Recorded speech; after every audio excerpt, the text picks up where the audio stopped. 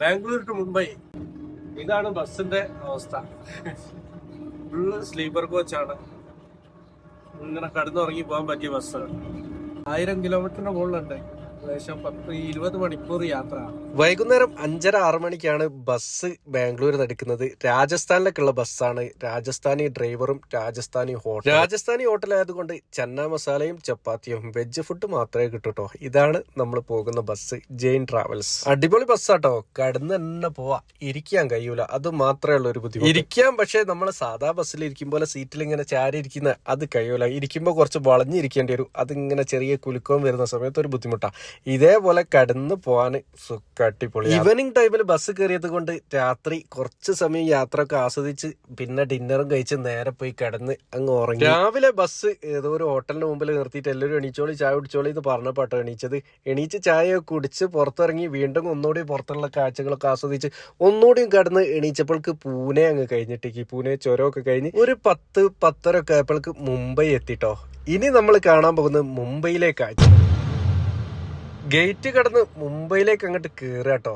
പലപ്പോഴും നമ്മൾ ഹിന്ദി സിനിമയിലും ന്യൂസ് ചാനലുകളും അവിടെ ഇവിടെയൊക്കെ കണ്ട പല കാഴ്ചകളും നമ്മൾ ഇങ്ങനെ കാണാൻ കഴിയും. ഇറങ്ങേണ്ട സ്ഥലം അന്തേരി ഈസ്റ്റിലാട്ടോ. അവിടേക്കാ പോകും. മുംബൈയിൽ എത്തിയപ്പോൾ സ്പെഷ്യൽ ഫസ്റ്റ് തന്നെ കണ്ടൊരു സ്വീറ്റ്സ് ആട്ടോ. അതൊന്ന് കഴിച്ചു നോക്കട്ടെ. എങ്ങനെയുണ്ട്? അടിപൊളി. അതാ ഒന്ന് കാണിച്ചത്. കുഴപ്പമില്ല, നല്ല ടേസ്റ്റ് ഉണ്ട്.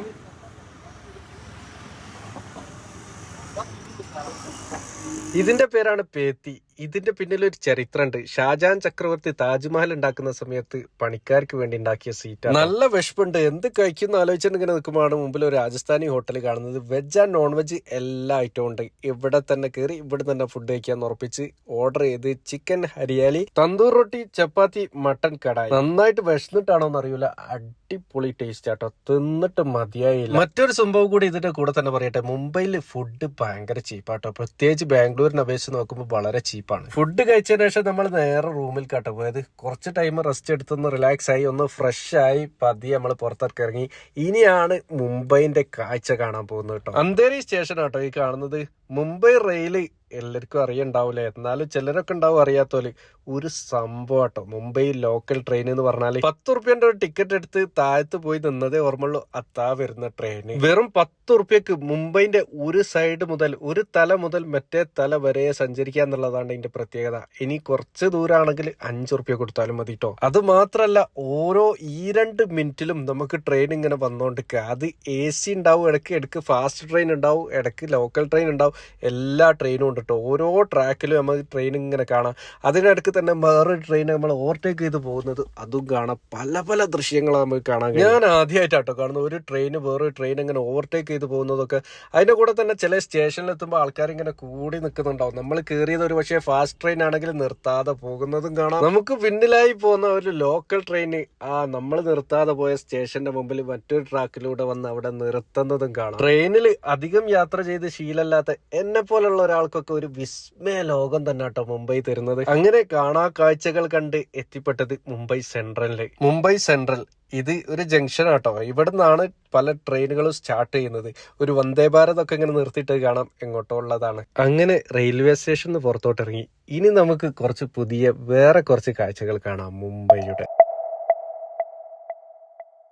ഡബിൾ ഡെക്കർ ബസ്സും മഞ്ഞയും ബ്ലാക്കും കൂടിയ ടാക്സി കാറുകളും അതിനൊക്കെ മുറിച്ച് എങ്ങോട്ടോ തിരക്ക് പിടിച്ചു പോകുന്ന ജനങ്ങളും ഗ്രൗണ്ടിൽ ക്രിക്കറ്റ് കളിച്ചുകൊണ്ടിരിക്കുന്ന കുട്ടികളും പുരാതന നിർമ്മിതികളും ഇതൊക്കെ കണ്ട് ഹൈക്കോർട്ടും വേറെ കുറെ കാഴ്ചകളും കണ്ട് നമ്മൾ എത്തിപ്പെടുന്നത് എവിടാന്നറിയോ? ഇതാ ഗേറ്റ് വേ ഓഫ് ഇന്ത്യ. അതിന് തൊട്ടടുത്തായിട്ട് തന്നെ താജ് ഹോട്ടലും. ഈ കാണുന്ന ഗേറ്റ് വേ ഓഫ് ഇന്ത്യക്ക് എത്ര വർഷത്തെ പഴക്കമുണ്ടെന്ന് അറിയോ? ഈ കടലിന്റെ അടുത്ത് പോയി നിന്നിട്ട് താജ് ഹോട്ടൽ ഇങ്ങനെ നോക്കുന്ന സമയത്ത് നമ്മുടെ മനസ്സിലേക്ക് പഴയ പല കാര്യങ്ങളും ഇങ്ങനെ കയറി വരും. ഒരു കാലത്ത് ടെലിവിഷൻ ചാനലിൽ നിറഞ്ഞു നിന്ന താജ് ഹോട്ടൽ എന്നോട് എൻ്റെ കഫീൽ പറഞ്ഞിട്ടുണ്ട്, ആക്രമണം നടക്കുന്നതിൻ്റെ ഒരാഴ്ച മുമ്പേ ഞാൻ ഈ താജ് ഹോട്ടലിൽ താമസിച്ച കഥ ഞാൻ അന്നിങ്ങനെ മനസ്സിൽ വിചാരിച്ചിട്ടുണ്ട്. ഒരു വലിയ സംഭവം തന്നെ കേട്ടോ അയാളൊക്കെ രക്ഷപ്പെട്ടത്. ഇന്ന് ഇതിന്റെ മുമ്പിൽ ഞാനിങ്ങനെ നിൽക്കുന്ന സമയത്ത് എന്റെ മനസ്സിലൂടെ അതൊക്കെ കയറി ഇറങ്ങാട്ടോ. കുറെ നേരം കാഴ്ചകളൊക്കെ കണ്ട് ഇനി തിരിച്ചു പോകാൻ വേണ്ടി റെയിൽവേ സ്റ്റേഷനിലേക്ക് പോയി നോക്കിയപ്പോ കാണുന്ന കാഴ്ചാട്ടത് ആൾക്കാരെ കൊണ്ട് ഇങ്ങനെ നിറഞ്ഞു നിൽക്കുക. റെയിൽവേ സ്റ്റേഷൻ മൊത്തം ഭയങ്കര തിരക്ക്. ഞാനൊരാളോട് ചോദിച്ചു ഇവിടെ എന്തെങ്കിലും പരിപാടി കണ്ട അതിന് ഉത്തരം തോന്നുന്ന ആൾക്കാർ എന്താണ് ഇത്ര തിരക്ക്. അപ്പൊ അയാൾ പറഞ്ഞു ഇന്ന് പൊതുവേ തിരക്ക് കുറവുണ്ട്, ആൾക്കാർ കുറവാണ് റോഡുമേല്. ഞാൻ അയാളോട് പറഞ്ഞു ഞാൻ വരുന്ന സമയത്ത് ഫ്രീ ആയിട്ടാണല്ലോ വന്നത്, ഇത്രത്തോളം തിരക്കൊന്നുമില്ലല്ലോ. അപ്പൊ അയാൾ ടൈം ചോദിച്ചു. പിന്നാണ് അയാൾ പറയുന്നത് ഇത് ഡ്യൂട്ടി കഴിഞ്ഞ സമയം, അല്ലെങ്കിൽ മറ്റുള്ള കാര്യങ്ങൾ എല്ലാ വർക്കുകളും കഴിഞ്ഞ് ആൾക്കാർ തിരിച്ച് വീട്ടിലേക്ക് പോകുന്ന സമയമാണ്, അതുകൊണ്ടാണ് ഇത്ര തിരക്ക്. ഇതെന്നുള്ളതാണ്, ഇതിലും കൂടുതൽ തിരക്കുണ്ടായിരുന്നു, ലേശം കുറവാണ്. എങ്ങനെയോ തൂങ്ങി പിടിച്ച് ഞാനും എത്തി അന്തേരി എന്റെ റൂമിലെടുത്ത്. അവിടെ എത്തി രാത്രിയത്തെ ഫുഡിന്റെ പരിപാടി നോക്കിയാട്ടോ. രാത്രിയും റൊട്ടി തന്നെ കഴിക്കുന്നത്. റൊട്ടിന്റെ കൂടെ നമ്മൾ ബിൻഡി ഫ്രൈയും വെജ് കടായി കേട്ടോ, വെജ് മാത്രമാക്കി രാത്രി അത്ര മതി. അപ്പൊ നമ്മളെ വീഡിയോ ഇവിടെ അവസാനിക്കാട്ടോ. ഇനിയും തുടരും മുംബൈയിലെ കാഴ്ചകളുമായി. Okay bye, thank U.